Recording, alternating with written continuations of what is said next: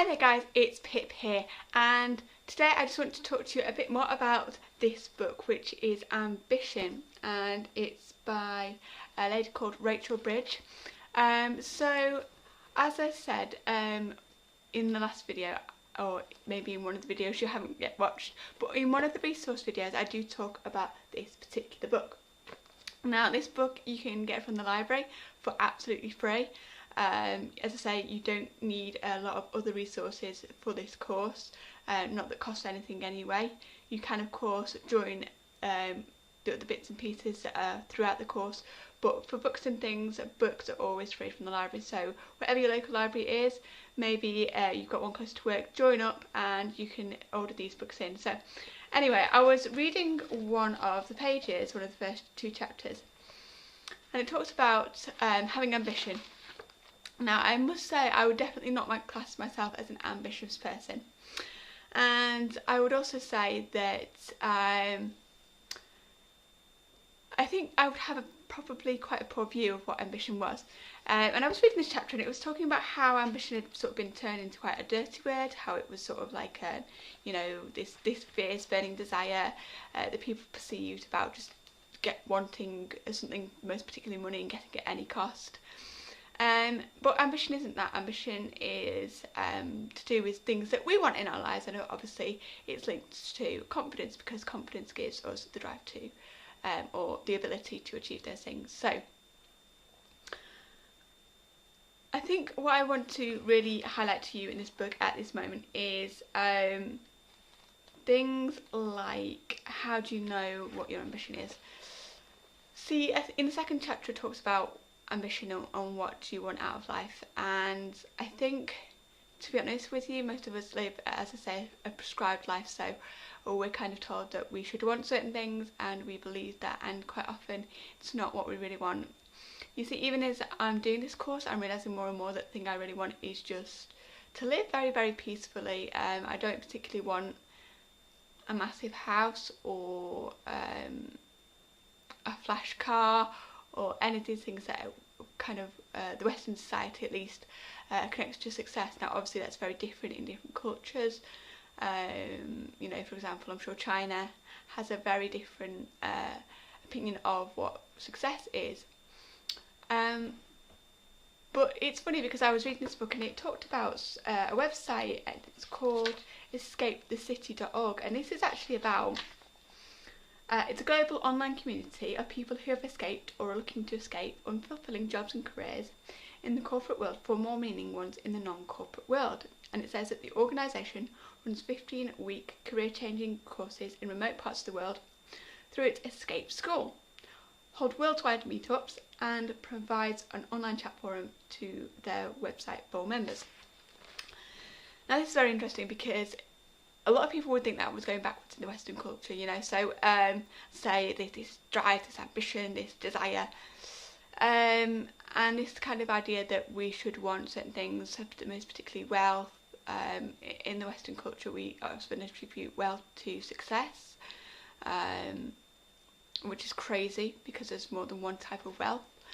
So you can have a relationship wealth, you can have quality of life wealth. That's the best way to measure wealth, and I think unfortunately the Western world has not actually caught up with this idea that happiness is the measure of success. So the question is now, what makes you happy? Because there are very few people in this world who do not have confidence in the area that makes them happy, because every one of us has something that we are naturally good at. I never used to believe that. And I think the reason I never used to believe that is because I always thought that the thing I wanted to or should have been naturally good at, I wasn't. And it can be something that you spent a long time doing, so maybe you've spent a long time in a certain area of life, maybe you have a certain skill set in your career maybe, or you know, you have mates which have a certain belief, then you hang around them a lot and you think, oh, that should be my belief too, and it just for some reason doesn't quite resonate with you. So what we actually have been given naturally is not always what we want to have. That's a major leap I want you to make. So the thing is, for example, with me, so I started an online business, and excuse me, cough. So with an online business, you kind of have to grow into it.